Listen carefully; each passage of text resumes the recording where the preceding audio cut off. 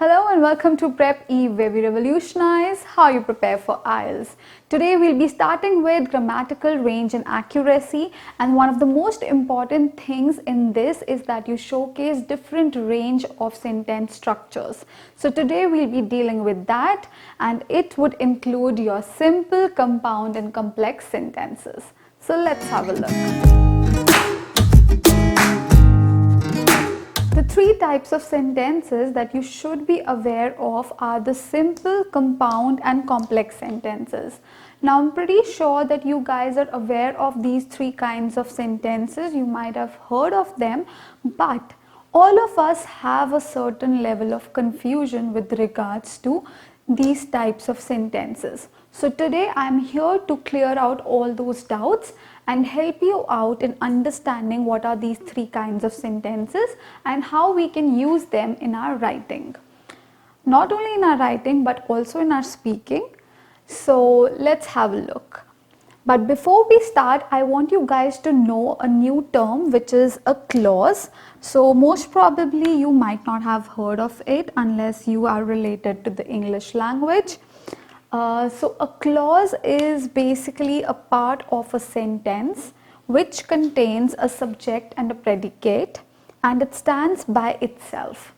This basically means that it has a meaning of its own. A clause can convey a complete meaning and it can convey a thought as well, and contains a subject and a predicate. Now a subject is about whom the sentence is, okay? Whatever the sentence is conveying about a person, a place or a noun, that's called a subject. And when it comes to predicate, it's the information that is given to us about the subject. So whatever information that we are getting about the subject is called the predicate, and the subject is basically the one we are talking about in the sentence. Alright, so this is what a clause is. The reason why I want you to be clear of this word is because we'll be using it quite a lot in today's video. Let's have a look at the first kind of sentence, which is the simple sentence. Now, how do we identify a simple sentence? A simple sentence will have only one subject and one predicate, which basically means that it has one independent clause. So one independent clause is a clause that conveys a meaning by itself. It stands by itself and just has one subject. So it's only talking about one thing or one person. So that's a simple sentence. Let's have a look at an example. Harry's courage won him honor. So here Harry is the subject because we are talking about him in the sentence. So Harry becomes our subject. What is the predicate? Predicate is the part of the sentence that's talking about the subject, which is Harry. So here we would say that the rest of the sentence basically is the predicate. Now here one thing is very commonly misunderstood, which is that a simple sentence is going to be a shorter one. That's not the story.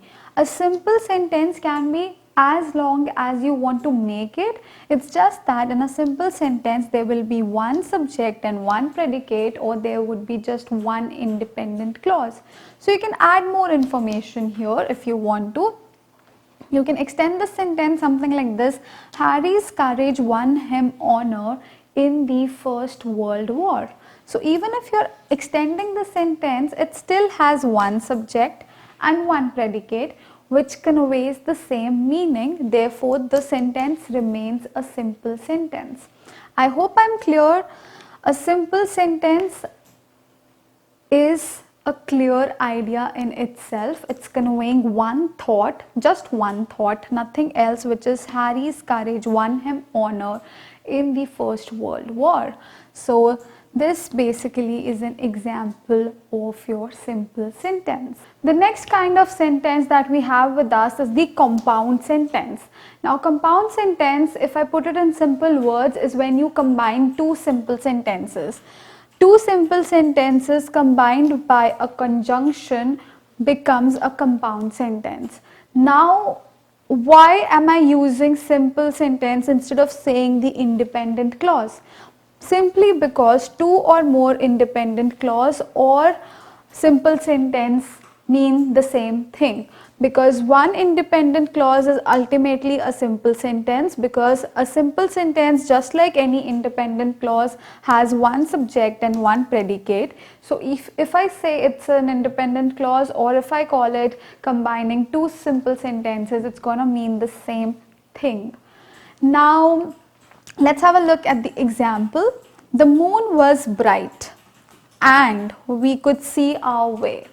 So this is the conjunction right here, and the sentence above it and below it are two simple sentences that are combined by this conjunction, or you can say by these two are independent clauses which are combined by and.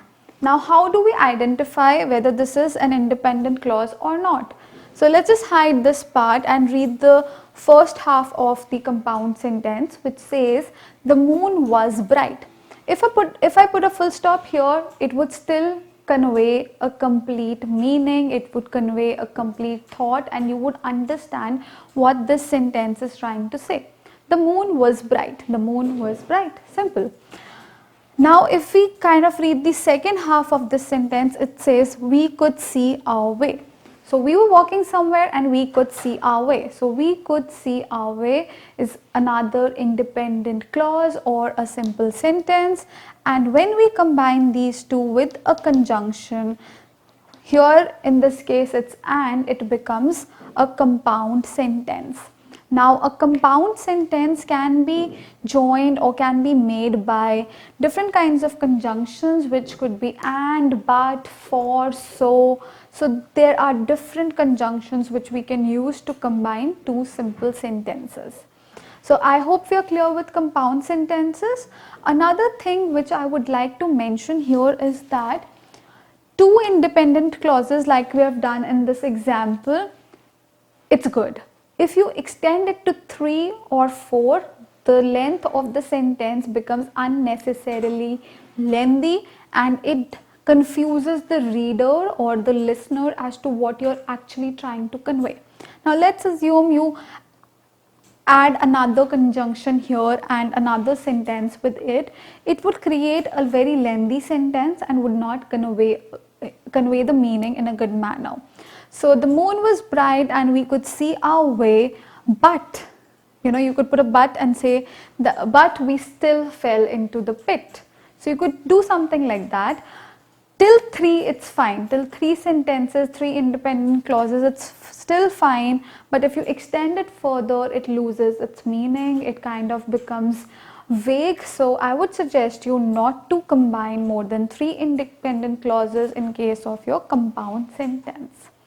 Alright, so let's move on to the last and the final sentence kind, which is the complex sentence.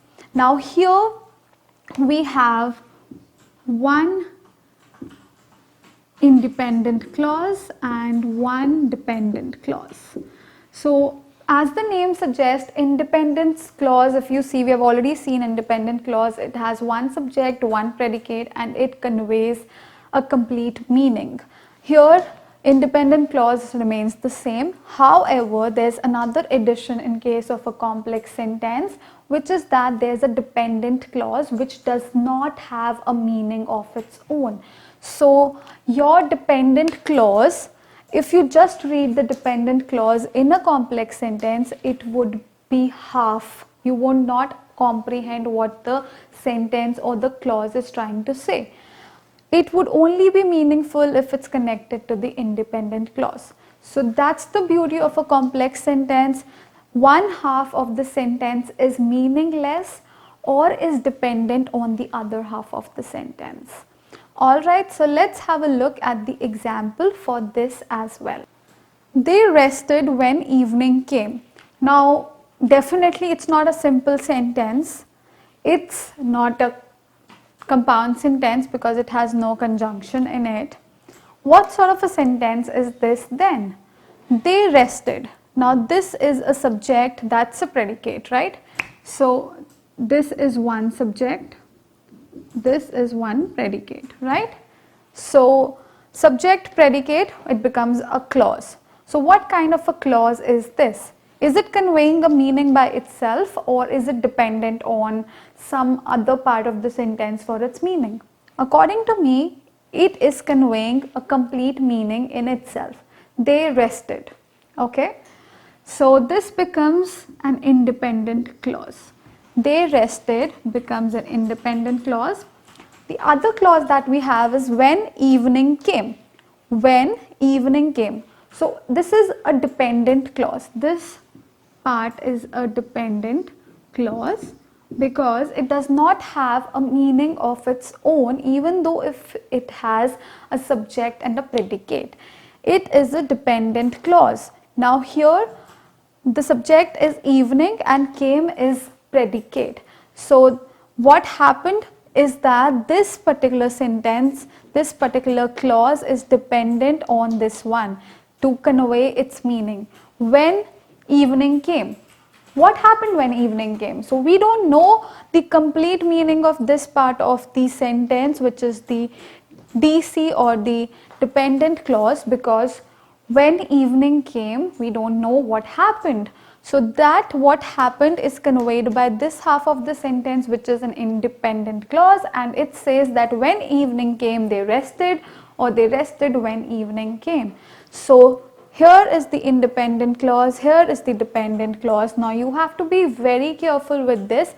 Both independent and dependent clauses have their own subjects and predicate, but this is not a simple sentence because it has more than one subjects and predicate, as I've mentioned, and it does not have a conjunction, so obviously it's not a compound sentence. So that's how it becomes a complex sentence, because it has one dependent and one independent clause. So this is how I would give you an overview of the different types of sentences. I tried and fit everything into one blackboard, one whiteboard actually.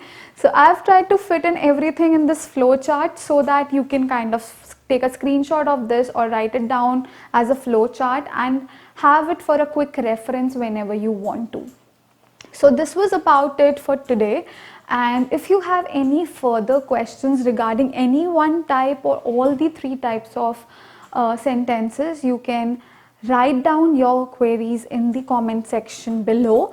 And also, if you want to enroll into our one-to-one courses, which would help you out a lot to be into the practical realm of the IELTS test instead of being in the theoretical realm, so I would suggest you to call on the number given below so that you can get in touch with us and take one-to-one personalized guidance course from us, which is provided to you on our video conferencing platform, which is face-to-face, and I'm sure you'll get a lot of knowledge and a lot of benefit from it. Thank you so much. Please like the video and subscribe to our channel.